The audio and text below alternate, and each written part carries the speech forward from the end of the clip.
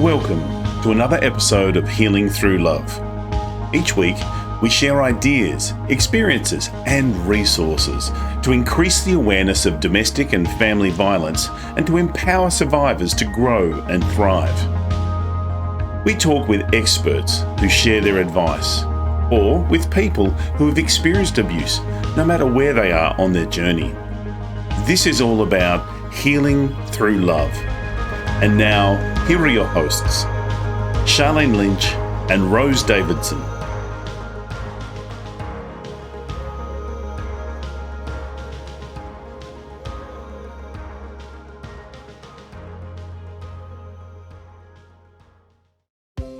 In episode 83, Kerry Tuschhoff discusses with us how we can take the fear out of pregnancy and the pain out of childbirth through hypnosis.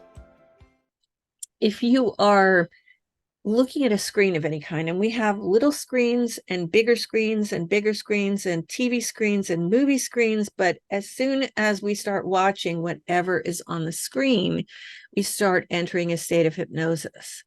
And almost everyone can relate to this one, and that is driving, where we're driving along and we're thinking about whatever's going to happen when we get to our destination, or maybe we're making up our grocery list in our head, or thinking about something that was just happening to us. And all of a sudden, we're sitting at a traffic light or we're at our destination, and we can't figure out how we got there. What happened to the last few minutes? We have no conscious memory because we were in a state of hypnosis. The Healing Through Love podcast with Charlene Lynch and Rose Davidson. Hello and welcome to the Healing Through Love podcast. I'm your host, Charlene Lynch from charlenelynch.com. Healing Through Love is here to help victims and survivors of domestic and family violence find their way back to living a more fulfilling and meaningful life. We interview experts and survivors who share their personal stories and offer advice to those who experienced abuse, no matter where they are on their healing journey. As well as the Healing Through Love podcast, we hold annual Pamper Days here in Adelaide, South Australia, for survivors of family and domestic violence, where local businesses come together and pay it forward to provide their services and resources for a day of our for survivors to give them a much needed day of indulgence. Think day spa on steroids. And we're looking for organisations who are on similar values to us. We're looking for organisations or people who, you'll edit that, I'm sure, Rose. We are looking for organisations or people with similar values. Please get in touch if you feel that we're in alignment. I'm so proud to say that Healing Through Love has now gone global this year, and we are now in 8 different locations around the globe, and excited that we'll be having pampering days in cities near you. So if you'd like to participate with us, either be a practitioner on the day or would like to be a guest or an organiser, please reach out to us at Healing Through Love.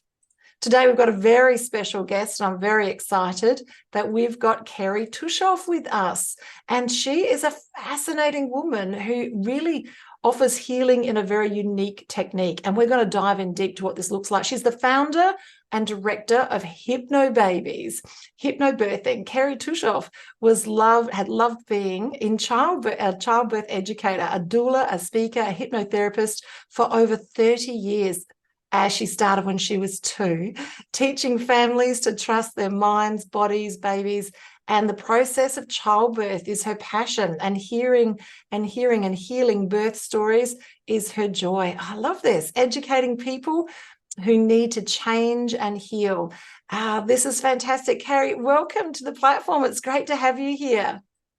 Thank you so much, Charlene. I really appreciate being able to help people understand a new healing modality. Oh, I love this. Now, there's got to be a reason why this is where you are and how you serve the world, because this is a very unique niche. So, Kerry, is there a story as to how you got here? Yes. Well, it all started way back when I was first having my children, and I was actually freshly married, and a friend of ours from church gave birth to her first baby without drugs. She used a natural childbirth method, And I didn't even know people did that, but she told me the whole story, and she said, yes, it was painful, but she did it. And I was so fascinated. I thought everybody just went in and got an epidural.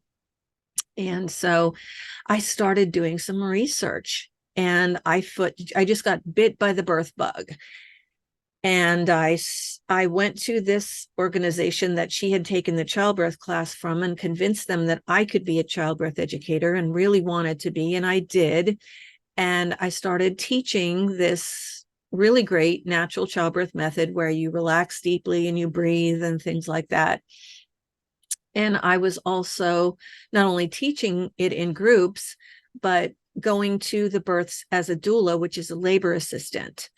And I was attending their births, and about 50% of them went without an epidural because of the breathing techniques and the relaxation. But of course, it was very painful. And I was like, this seems really doable. I think, it'll be okay for me. I got pregnant, and I thought I knew everything there was to know about having a baby. And then I went into labor, and my baby's head was turned around. It was called posterior, and the back of her little head was scraping on the nerves in my spine all the way down and out, causing back labor. And I had never felt anything as excruciating in my life. And I was just screaming through the whole thing. And about, I want to say 26 hours into it, I had gone to a freestanding birth center to have my baby, and nothing was helping, nothing was working. And they weren't finally being too nice to me, because I was getting water all over their floor as I tried to, be in the shower and anything that would help. And so I ended up being transferred across the street to the hospital in a wheelchair, screaming my head off. And then I got an epidural, and I was never so happy to see anybody in my life, Charlene, as I was that anesthesiologist. And he became my new best friend. And, big long needle, sit still for 5 minutes while we stick this in the exact right place in your spine. And after that, it was 6 hours of me sleeping and crying. I was actually traumatized by the kind of pain I had been in, and by losing my unmedicated birthing, which to me was like what I was always meant to do. However, I gained a really healthy respect for people who choose epidurals. Now I completely get it, why they would choose other things than what I would choose. But I was traumatized. And after that, I had PTSD from giving birth, which I didn't also know was a thing. And so then I got therapy, but that wasn't working. So I did hypnosis, and it was amazing to be able to go to the root of where that pain was and where those fears were for the next time. And help to basically reframe all of it and build a bridge to move forward. And that's what I did. And 4 years almost to the day, I gave birth to my son. And it was only 7 hours from start to finish, as opposed to 36 with the first birthing. But he was also posterior, turned around, back labor. And there was one particularly gnarly contraction that I was having. And when it was over, I looked up into my sister's face, because she had been holding my hands. I had been squeezing hers, I should say. And she was sobbing, and she said, it should never have to be this hard. And a light bulb went on over my head. And I realized that even if I never had another child, and I didn't, I was going to find a way for other people to not have to go through this if they wanted a more holistic experience of childbirth. If they were like me and they wanted to have an unmedicated birthing, and a physiological one, meaning, no interventions or as few as possible, I needed to find a way. And it took me a few years, but I saw a TV show about hypnosis for childbirth, and then I got some training in it, and It wasn't exactly what I was looking for. So I went and I studied hypnosis itself, and then hypnotherapy. And then I became a hypnotherapist. And then I found that there was something called hypno-anaesthesia. And I did not know that this was a real thing, but it is. So people who have to have surgeries, whether it's dental or medical surgeries, whatever it is, they work with a hypnotherapist ahead of time for about 2 months with this retraining of the subconscious mind.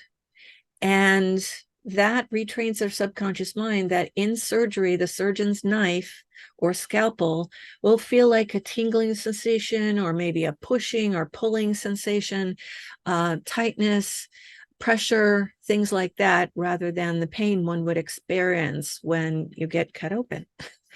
And once I found out that this was a real thing, that they used hypnosis for preparation for surgery, for the surgery itself, and for the recovery, that was it. Then I knew I had what I needed to create my own childbirth education program. And I did. I created Hypnobabies Hypnobirthing, and it's a complete childbirth education program. And it uses medical hypno-anaesthesia to help eliminate, or lessen the pain of childbirth. It helps with pregnancy. It helps with birth. It helps with postpartum. It helps with breastfeeding. It helps with new parenting, all those things. And it has been such a joy. It's been 22 years now. And I just, every day I get up and I'm grateful for all the people across the world that choose Hypnobabies for their birthing, because they send me their birth stories, and it just makes all the difference in the world to have that joy. While you're pregnant, you're looking forward to the birthing. You have a much better birth. You have more joy at birth, and you have more joy afterwards. So whatever you associate with the birthing, like the baby, is going to be more joyful in itself. And we have, just really quickly, 2 types of healing that take place in birthing with Hypnobabies. And one is the first time parents that come to us and they've heard nothing from all these people about just how awful it was for them and how awful it's going to be. And they are like scared to death. As soon as they start Hypnobabies, they start healing that place and being able to create a space for themselves, a healing space that, keeps all that out here. And the second type of healing is people who've already had, a distressing birth, a challenging birth, a traumatic birth, and they come to us because they want a better experience this time. And then they're able to heal through childbirth. So it is just super gratifying. And anyway, that's what I do and why I do what I do. I love it. I love it. Where were you 30 years ago? I know. Where was I 30 years ago when I was having children? Mine was an epidural gone wrong. They ended up doing it incorrectly, and all the spinal fluid leaked out. So my brain was basically just hanging on my brainstem. And so I think migraines times 1,000. I couldn't breathe. And so they had to do what they call a blood patch. So I had to go into major surgery straight after giving birth. It was, and I only ever had one baby. So, yeah, and that's okay. I love him dearly. He's passed over now, but sending him light and love. It's not your fault, baby. So, Gerald got it wrong. And and it's amazing when you have these birth stories that are like so dramatic. It's like you magnetically attract other women that have birth stories that are challenging as well. And you're right. A lot of women don't go and get pregnant again because of the situation, or they do and they have so much trauma around it that it's not the most beautiful experience for the child, because we both know that how you're born into this planet has a huge impact onto how you develop as well.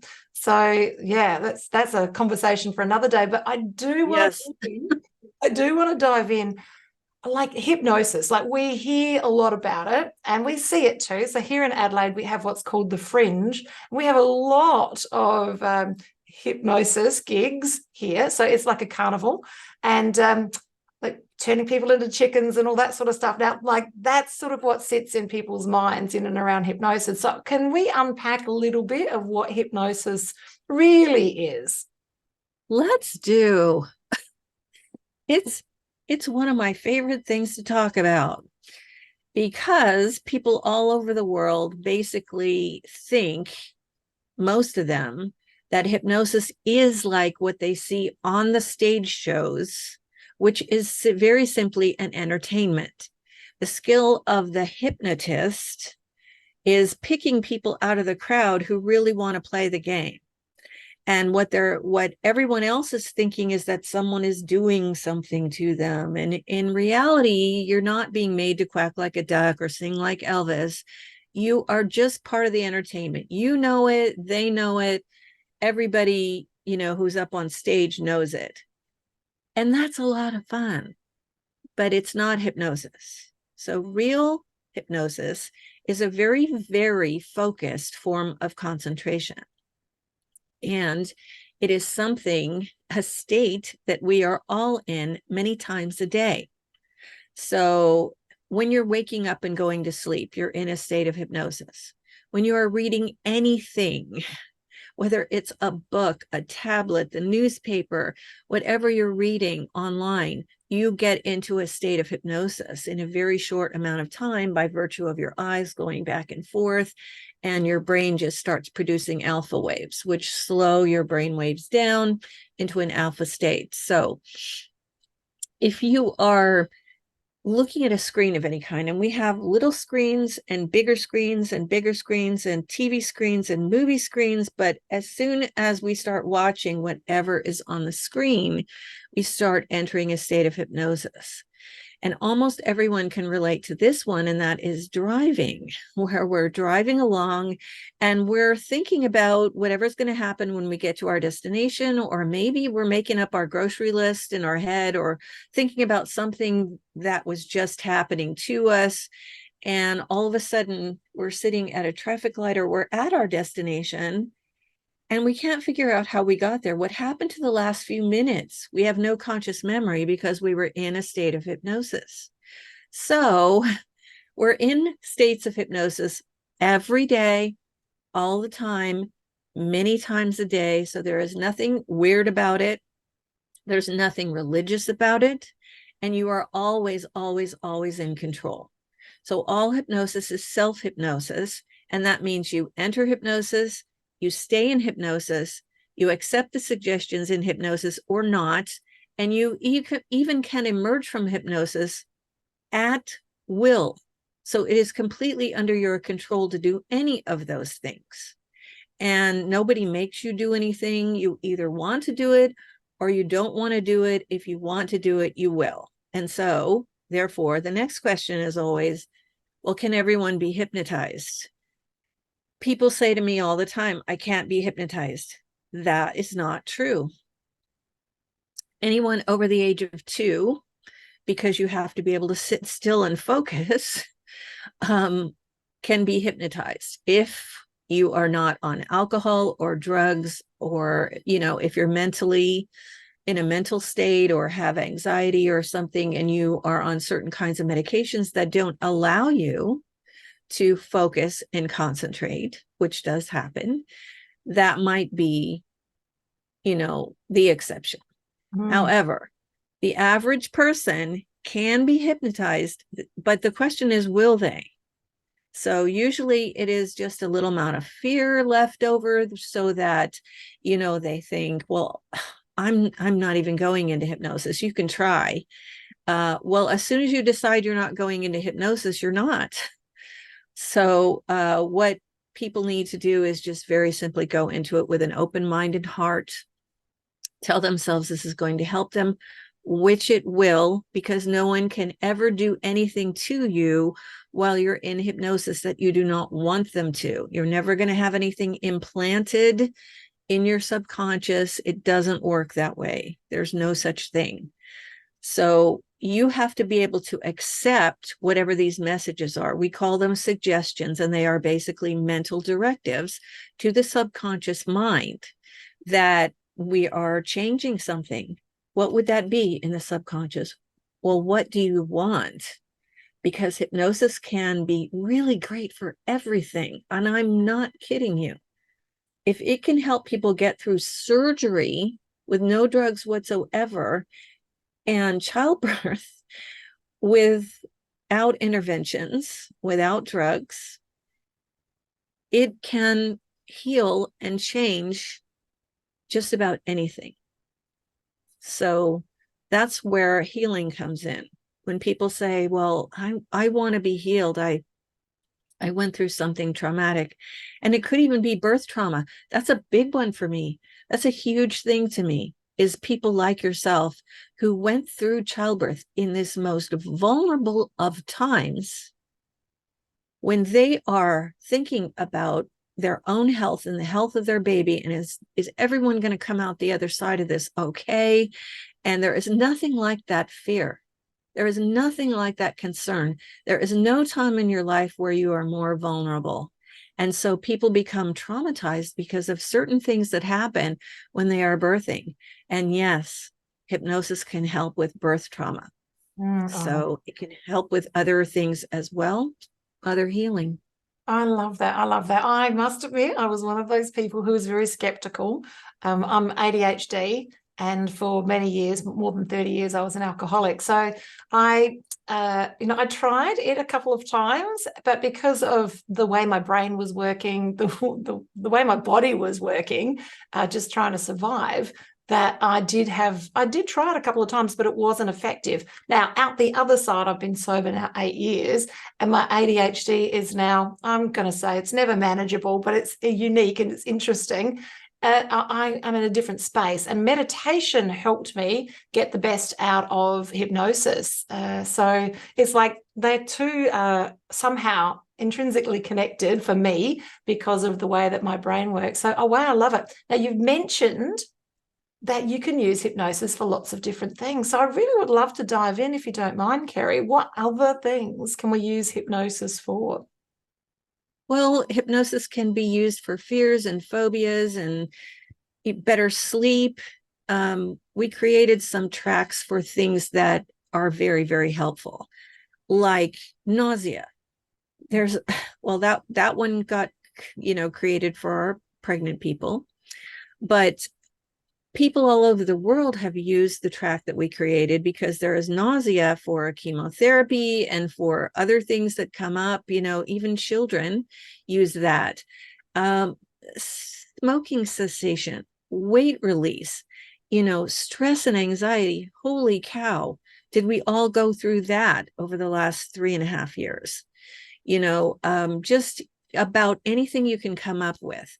So let me just explain really quickly that we have several parts to our mind.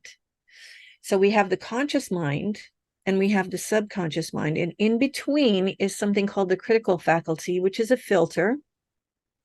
And we need it to take a nap. And how we do that is with hypnosis, because we want to get directly down to the subconscious mind. So we relax the body from head to toe, and not the kind of relaxation where we sit there and we go click, click, click on our sofa, and changing the channels, but real, full, complete, full body relaxation. And once that is done in a fully supported position, then we relax the mind simply by counting backwards, maybe from 100, and you won't get very far because your mind will go, oh gosh, man, I just want to relax. Or then it might be even deeper. It might be going down a set of stairs, and each level represents deeper and deeper into the mind, so that we can get to the subconscious, because the subconscious mind is a vault of everything that we've ever seen or done or experienced or heard or felt or thought. And that is where our belief systems lie. So in order to change the belief systems, we have to give it new software. We're not going to take stuff out. We're just going to give it new software and update the software and update the software and update the software until that subconscious mind has a new belief system about whatever it is. So if it's emotional healing from, domestic abuse, then we go in with a hypnotherapist and we find out where that came from. Again, we are down in the subconscious, and the subconscious mind knows everything about us. We're able to reframe it with new software, and we're able to build a bridge then to the rest of our lives and move forward. And this could take 1 session, it could take 10 sessions. It doesn't matter how long it takes for you, but it is faster, easier, and deeper than cognitive therapy or behavioral therapy. There's nothing wrong with those therapies. But when you get to that place, when you can go down to that place in you that knows everything about you and knows what needs to heal and how to heal it, it will help you heal yourself. So amen. That's where it's so true. That's where healing comes in. It is so true. So out the other side, I'm a hypnotherapy advocate, but while I was in that state of not okay, for some reason, my resistance, my wanting to hang on to the things that were my identity, perhaps, who knows. So I love it. And being able to see myself pre and post has made a massive difference. And I love it. And you're right, it can cure, pretty much pick a subject and it works. But I love the fact that you've narrowed down in and around the birth trauma and the process of having a baby without drugs. OMG, my life would be different if I didn't have to have that epidural. And I maybe have gone for seconds. Who knows? Who knows? I love it. Wow, Kerry, this is amazing. So now how do people work with you? Is it one-on-one? Is it online? Do you have online courses? Can you maybe just dive in a little bit to that? Sure. Well, we do have tracks for specific things for people who just want general tracks for eliminating nausea, sleeping better, eliminating the fear of needles, focus and concentration, weight release, smoking cessation, all of those types of things on our store. And for people who need a deeper dive and a more personal approach, we have hypnotherapists on staff. And you can email me at director@hypnobabies.com, and I will put you in touch with somebody who can help you with your personal issues, because that is how we heal. I love it. So what's the difference between seeing someone one-on-one to move through it or buying one of your products off the shelf? Like, obviously they both work, but why would you choose one over the other? Well, the tracks that we have are for the general public. So if you just want to eliminate nausea or, the fear of needles, they're fantastic.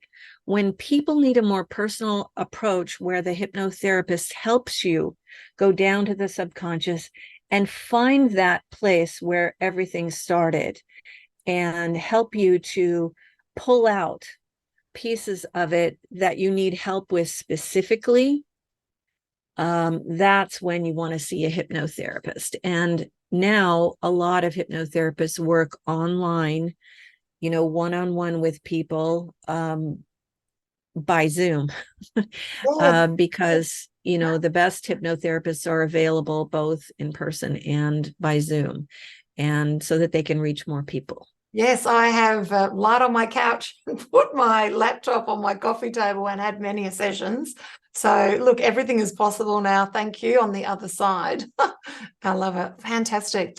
Wow. So we've learned so much about what hypnotherapy really is and how we can use it for everything, and specifically what it looks like to be able to use it for in and around the birthing process and healing birthing trauma. So this is relative for everybody, and men included, because you were born at some stage, guys.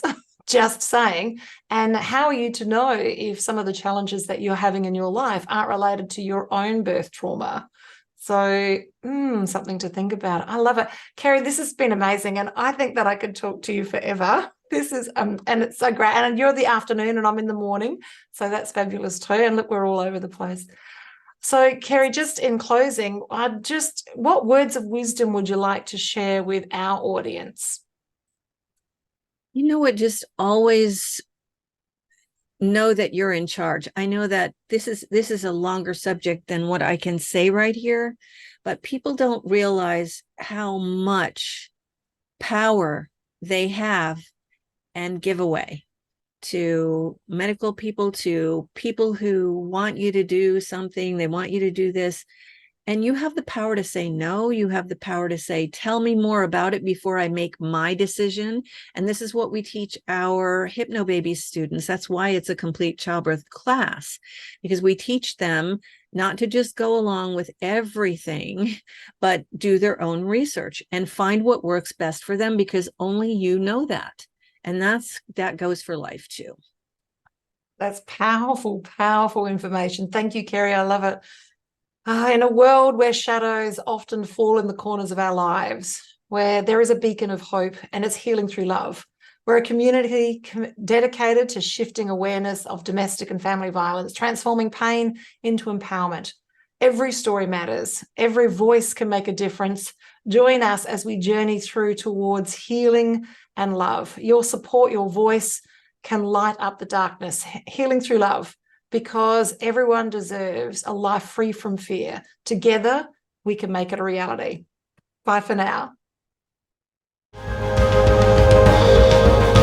Thank you for joining us for this episode of Healing Through Love. You can get further resources, see the show notes, or simply reach out to us via our website at htlaustralia.org. Thanks so much for joining us, and we look forward to your company next time on the Healing Through Love podcast.